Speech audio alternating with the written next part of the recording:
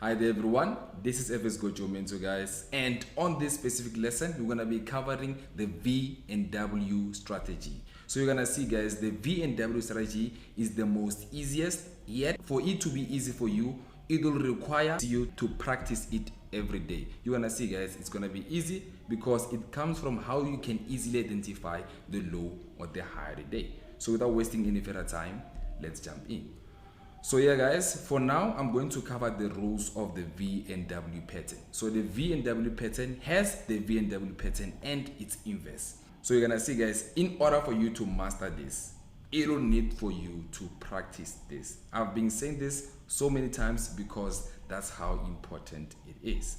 So now, as I've said before, this is something that you need to apply each and every day. We are starting with this strategy because it's the most important and it's the base of most strategy when we're dealing with NASDAQ. So the science behind this strategy is basically waiting for NASDAQ to pick or choose a direction for that day.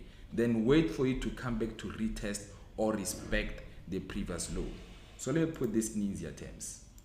So what we mean by this is, if let's say the market was playing like this and it decided to shoot up for this day, and the next day, right, let's just say this is the next day, and the next day it comes back to retest, we want to enter upon retest of the previous low for the day, right? This was the low for the day specifically, basically. So we're waiting for a V. You see, just say this was the previous day. For that day we had this low here, so it's coming back to retest the previous low of that day. So it's going to be easy to implement as long as you understand the psychology behind the strategy. So now let's see what happens when you continue. So it is always important to mark your previous low, as you've seen, or high, and wait for the price to come and retest before shooting up. Let me put this in easier terms. Let's say, for example, you have identified this as your low for the day, right? The next day when it comes back, you know that when it approaches this low, you're going to expect either a V or it will form like a small W. So we call it the V and W strategy. So we're going to use either a V or a W. However, the psychology behind it is to enter upon the previous retest. NASDAQ likes to retest the previous lows or highs. So the inverse works the same. So this is the low, the inverse would be if it's a high, basically. Always wait for the candles to reject before taking the trade. As you all know guys, if I need to explain candles, we know that if we have a candlestick, for it to close, we need to see with this line, right? So if this is a candlestick that we have, it's going to open. If it's a buy, it's going to go up, right? And it's going to close. So it needs to close and open a new one for you to enter. You need to enter if the candlestick is closed. That's when I know this is my high, it is closed, now I'm coming back for a rejection. Because if it's not just closed, it can still go up. As you can see, it's not a perfect time to enter. Basically, this tip is trying to find a perfect entry. You can never find a perfect entry, but you can work on your timing when you enter. So buy or sell on the retest because, as I've said before, NASDAQ always respects its previous low or previous high. So you're going to see guys, the more you practice, the more easier it is going to be for you guys to identify the previous low or the high of that day. Because the more you're going to be able to identify those levels, that's where you're going to find more entries. Now let's look at some few examples, right? The V and W application, right? If the price respects the previous low or high but not forming a V pattern or an inverse thereof, the setup is invalid. Only when it forms a V, that's when you set it off as a valid trade. As you can see, it shows us a previous low, as we knew the next day that this would have been a nice entry. As you can see guys, we can easily identify the low for that day and our V will be an entry. Now let's put that into practice a bit. As we know guys, we need it to be, let's say this is a low, and when it comes back it needs to be either a V or a W, right? So that's why we call it a V and W strategy. It's basically trying to find back our entries upon retest.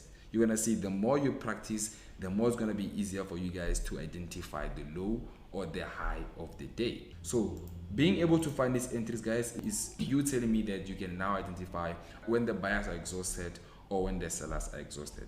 This comes from the skill of being able to read price action, and you're going to see the more we work on this, the easier it's going to be for you guys to identify these entries. So now entry rules, like I've said before, when you enter with this strategy, guys, you must enter upon retest. So if we find the previous high, it comes back, we enter upon retest.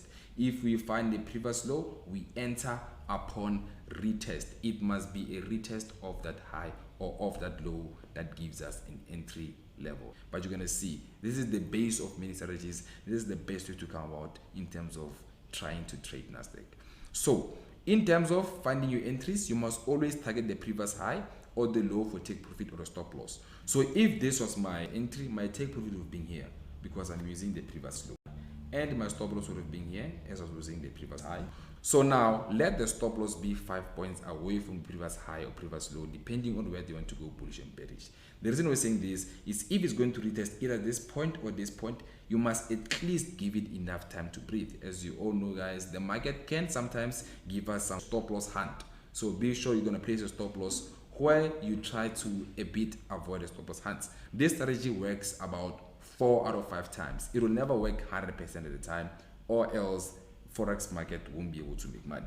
So that's why being able to lose that 1/5 is basically being able to pay for your business cost. That's why you'll never find a strategy just 100%.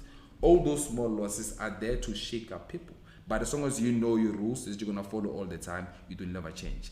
Like we say, guys, we like to explain trading like driving. Let's say, for example, we are dealing with an industry of risk, right? So in order for me to drive to come from this place to the next place, I have to follow all my rules. So I know when I find a stop sign, I stop. When I see indicator telling me left, I go left, so on and so forth. So if I follow all my rules and a car still comes and bumps on me, then it's not my fault. The market will also do that. It will come a time where you follow all the rules and something bad happens. It happens too. However, the psychology behind that is if it happens, know that is one of those times where the market has to win a bit. You can never trade without losses, but as long as you can manage your wins to be more than your losses, you're gonna win overall. So listen, guys, the strategy is not that complicated. However, it requires practice.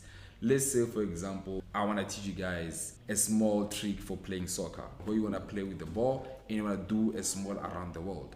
That is easier in theory. It's going to be easier for you to say like you want to do it like that, but you have to practice until you can be able to nail it. The person who can nail this is a person who has mastered timing. The same concept for this strategy. You must master the timing of when to enter, when the high is hit and when the low is hit. And you're going to see after that, it's going to be easy for you to find your nice entries. And just like that, this is FS Goats signing out. Thank you.